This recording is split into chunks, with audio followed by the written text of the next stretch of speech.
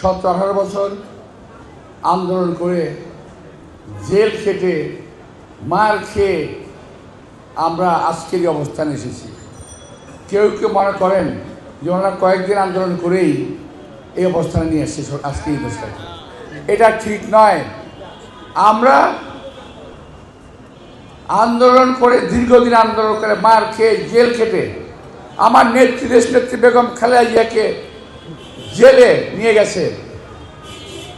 আমার নেতা তারেক রহমান অত্যাচারিত অবস্থায় বিদেশে গেছেন আহত অবস্থায় চিকিৎসার জন্য।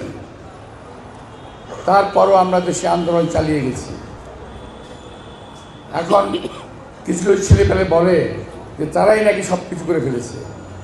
আরে ভাই, এত সহজ না, সব কিছু এত সহজে হয়ে যায় না। পরিশেষে একটি কথা বলতে চাই, যদি এইরকম বিরুদ্ধ মনোভাব থাকে, এক দলের বিরুদ্ধে আরেক দলে, একজনের বিরুদ্ধে আরেকজনের, এই দেশের উন্নয়ন কখনো হবে না। এই দেশের উন্নয়নের জন্য যেই ক্ষমতায় আসুক কাঁধে কাঁধ মিলিয়ে কাজ করতে হবে। আমাদের বহু সময় আমরা নষ্ট করেছি। আমরা আমাদের দেশের মানুষের বহু সময় নষ্ট হয়েছে। আমরা দেশকে উন্নয়নের পথে নিতে পারি নাই। একমাত্র দেশনেত্রী বেগম খালেদা জিয়া এবং শহীদ রাষ্ট্রপতি জিয়া রহমানের সময় যত উন্নয়ন হয়েছিল ততটুকু থেমে গেছে।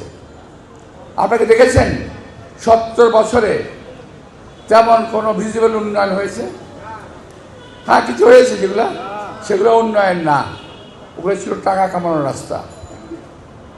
আর উন্নয়ন হলো একটা ধারাবাহিক প্রক্রিয়া, একজন চলে যাবে আরেকজন আসবে, কিন্তু উন্নয়ন চলবে। আওয়ামী লীগের সময় স্তব্ধ হয়ে গেছিল উন্নয়ন। আমরা সেখানে আর দেশকে নিতে চাই না।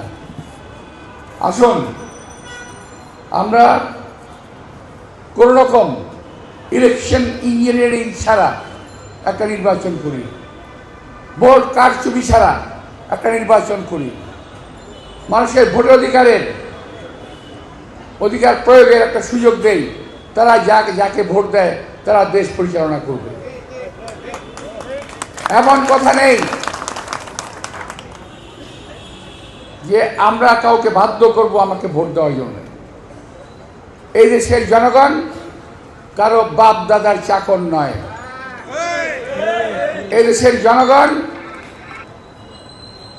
এই দেশকে মুক্তিযুদ্ধ করে স্বাধীন করেছে, গণতন্ত্রের জন্যে, কথা বলার জন্যে, অধিকার আদায়ের জন্যে, কারো দাসত্বের জন্য নয়। আজকে একটি দল ভাবছে যে দেশটা তাদের অধীনে হয়ে গেছে। কেউ কেউ বলে, আপনারা হয়তো শুনেছেন, বিএনপিকে একটি সিটও দেওয়া হবে না।